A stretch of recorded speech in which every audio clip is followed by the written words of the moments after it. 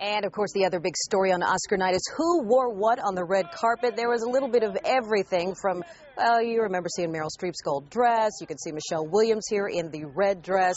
Overall, the stars were shining, but there were some big hits and there were some awfully big misses, too. Stylist George Worrell joined us now with his list of best and worst dressed. It was fun watching last night. It was fun because it's been a wonderful, wonderful film year. Yes, it has. Cinema was great, so there's an enthusiasm, just wonderful, don't you think? I think so, too. Let's get right to who you think looked the best dressed last night. You had Viola Davis.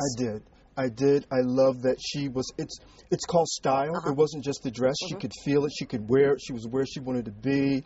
She had gone through a lot. She had done a great job in her, in the film, and it was perfect. She looked great. I love Emerald Green. And you also picked Octavia Spencer, too, one of her co-stars in the movie. Yeah, you don't have to be a size 2.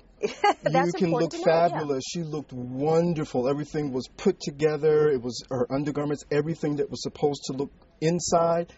Then the layer, then the outside, it did. The Spanx were working. Yeah, everything looked fabulous. Let me ask you about, your next pick was Gwyneth Paltrow. I thought she looked amazing. Old Hollywood. What'd you think when she came out on the red carpet with the cape, too? Yeah, it was perfect. But they said it was a little chilly. Yeah. So it was appropriate. I immediately thought, like, the 40s. Like going to a fabulous Hollywood premiere. And then when you saw her on the stage without the cape. Yeah, well, she said she was going to do that. Not to me, but she said, she saw the right way, this is going to do that. But she just looked wonderful. She always does. Let's talk about your worst dress list. Up first, you had Rooney Mara, who, of course, is the star of The Girl with the Dragon Tattoo. I was expecting something fabulous from her. Why is she on your worst list here? Because she's very pale, and the dress was very pale.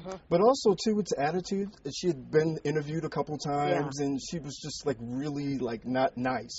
So that kind of adds to it. People think you can just put a dress on and it's okay, but it's more than that. You also gave a thumbs down to Stacy Keibler, who's George Clooney's girlfriend. Well, it kind of looks a lot like aluminum foil. Yeah, that and the little bunch right here. Yeah. I just didn't like it. We don't need added volume. Yeah, women. She's a beautiful girl. I just think if they'd have let it drop, it would have been okay. And Kristen Wiig. You're not a fan of hers. I mean, I love Jay Mendel. Yeah. I love Jay Mendel, and it was just, I don't know. She just couldn't pull it off. It's the skin. You cannot wear things that are too close to your skin tone. I got you. All right, let's quickly get to the best man and worst dressed man. Best dressed man, you said Christopher Plummer. Yeah, because he did something like forever. me. Look, velvet. So you like that? It was a good look It's something because you always see men that are just wearing black tux. You can do something else. There you go. And worst dressed man, hands down. Sasha.